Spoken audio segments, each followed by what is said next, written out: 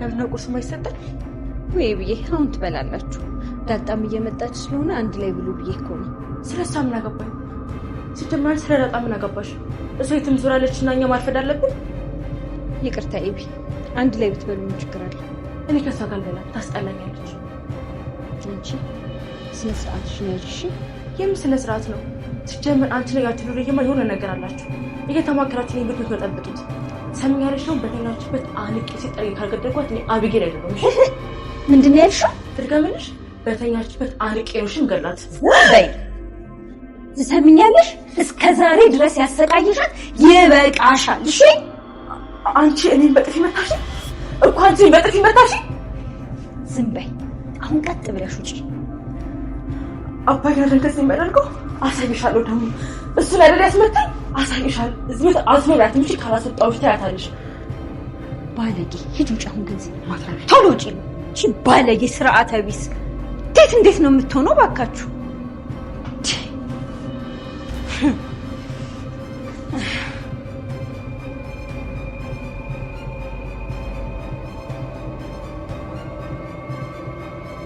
እናንተ ምንድን ነው የምትጨቀጭቁኝ? እንዴት ተናደርክ? ሌሎቹስ አሉ። ሰላም አልሰጥም ባላለች የምርህን ነው? እኔ እኮ ፍቅራችን ጠምሯል አክብረኛ እኮ በብካት ኖሽ ተረጋጊ እንጂ። እንዴ ምን ሆነሽ ነው? ኤቢ ማለት ነው። ኤቢ ሰላም፣ እስኪ መጀመሪያ ተረጋጊ። ቲጂ እኮ አታረገውም አይባልም። ተጣልታ መጣች እንዴ? ማ ከሰላም ጋር ነው? ኤቢ ከዳጣ ጋር ማለት ከኤቢ ጋር። ኤቢ ማለት ነው ልክ እኔ እንደዚህ በጥፊ እንደምትመታኝ ልክ ሰላም ይዘው ጫ ሰጠቻት። ምን የምርሽ ነው? ስሚ አንቺም ሰው አዙራትም። እሺ እዚህ ቤት ወይኔ ወርጭ ነው። ኤቢ ተረጋጊ እንጂ ምን ሆነሽ ነው?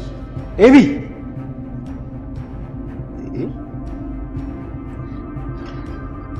ውሃ ምንድን ነው? ዳይመንድ ራሱ ብትሰጠኝ አልሳብልም። ለሰላምዬ ግን ይሄው። እስቲ በጣም ታምራላችሁ።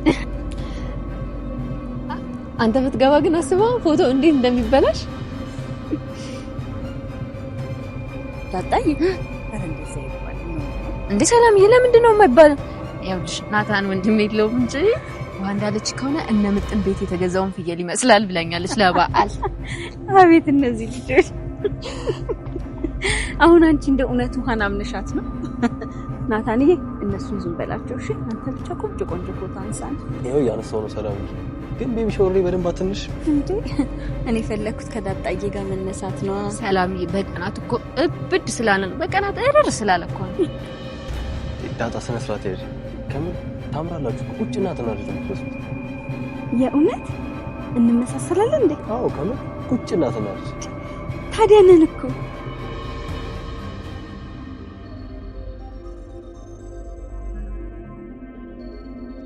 ሰላም ከስንት ጊዜ በኋላ ላይ ዳጣ ትክክለኛ ልጇን መሆኗን አውቃለች። በዚህም በጣም ቀኑን ሙሉ ደስተኛ ስትሆንና አጠገቧ ዳጣ ባለችበት ሰዓት ላይ ፍጹም ደስተኛ ስትሆን አይታችኋል። በዚህ ደስ ያላችሁ ካላችሁ ቪዲዮውን ላይክ እያደረጋችሁት ብዛታችሁን አሳዩኝ። ቀጣዩ ክፍል የዳጣ እየተጫነ ስለሆነ ቶሎ እንዲደርሳችሁ ኮሚኒቲ ፖስት ላይ ፖስት ስለማድረግላችሁ ይህንን ቻናል ሰብስክራይብ ማድረጋችሁን አትርሱ። ዳጣ እንግዲህ ከዚህ በኋላ ላይ አሁን ማወቅ ያለባት አንድ ነገር ይኖራል። ሰላም ትክክለኛ እናቷ እንደሆነች ይህንንም በቅርቡ የምታውቅበት የመጨረሻው አካባቢ ላይ ሲን ስታዩት እነሱ ሁለቱ አንድ ላይ ፎቶ ሊነሱ ባሉበት ሰዓት ላይ ድንገት ፎቶ ሲያነሳቸው እንደሚመሳሰሉና ቁጭ እናትና ልጅ እንደሚመስሉ ሲነገራቸው ሰላም ካፏ አንድ ነገር ያመልጣታል። አው እውነትም እኮ እናትና ልጅ ነን ስትል ዳጣ ደንግጣ ወደ ሷት ዞርና ሌላ ነገር መስማት እንዳለባት ትጠይቃታለች። በሰዓቱ ምን መመለስ እንዳለባት አታውቅም። ሰላም በዚህ ሰዓት ላይ ሚስጥሩን ማውጣት የማትፈልግበት ብዙ ምክንያቶች አሉ። ከዛ ሁሉ ምክንያቶች ውስጥ አንደኛው የሆነው በዚህ ሰዓት ላይ አንቺ ልጄ ነሽ እኔ እናትሽ ነኝ ብላ የምትነግራት ከሆነ ዳጣ በሰዓቱ ብዙ ነገሮች እዛ ቤት ውስጥ ይፈጠራሉ። ዳጣ እዛ ቤት ውስጥ ከመኖር ከጀመረች ሰዓት አንስቶ ብዙ መከራዎችን እያየች ነው። እዛ ቤት ውስጥ ያልወደዷት ልጆች አሉ። አንደኛዋ ኤቢ ነች። ኤቢ እዛ ቤት ውስጥ ከኔ በላይ ለሷ እንክብካቤ እየተደረገ ነው። እዛ ላይ በሷ ባህሪ ብዙ ነገሮችን ስለምትቀና ወይኔ ወይ እሷ ናት እዚህ ቤት ውስጥ መኖር ያለባት፣ በዚህ ሁኔታ ላይ አብረን አንቀጥልም ብላ ብዙ ምክንያቶችንና ሰበቦችን እያቀረበች ነው።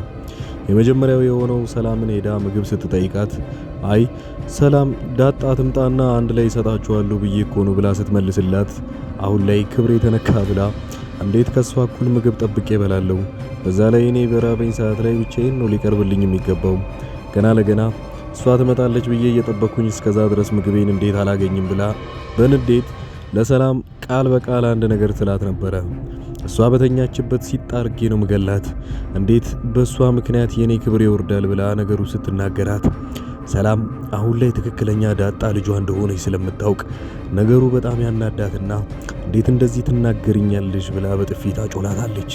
በሰዓቱ ይህን ነገር ማድረጓ በጣም ከብዷት ነበረ። ያ ማለት እንግዲህ እንዴት እሷ እኔን በጥፊ ትመታኛለች ብላ ሄዳ ስትናገር የሆነ ነገር አጥፍተሽ ነው እንጂ መቼስ ሰላሜኛ ያለ ነገር እንደዚህ በጥፊ አትመታሽም። ስለዚህ ያንቺ ጥፋት ነው የሚሆነው። ለማንኛውም ግን ምን እንዳጠፋሽ እጄ ጠይቃትና እሷ ከነገረችኝ በኋላ ግን አንቺም ቢሆን ነገሩን ታስረጅኛለሽ ትላታለች። ከዛ በፊት ግን ዳጣ ወደዛ ቤት ውስጥ ሳትቀላቀል በፊት ምን እንደተፈጠረ ብዙዎቻችሁ ታስታውሳላችሁ። መጀመሪያ ጋሼ እዛ ቤት ውስጥ ሰላም ሰራተኛ እያለች አብዛኛውን ጊዜ ስትንከባከበውና ከልጅነቷ ጀምሮ እዛ ቤት ውስጥ ብዙ ዓመታትን የቤት ሰራተኝነት እንደሰራች ታውቃላችሁ። አሁን ሙሉ ለሙሉ እንደ ቤተሰብ ነው የምትታየው። ጋሼም ቢሆን አንድ ቀን ለተሳሳተው ስህተት ከዛም በኋላ ዳጣ ብትፈጠርም ግን በብዙ ምክንያቶች ከዛ ቤት ለብዙ ጊዜ ርቃ ነበረ።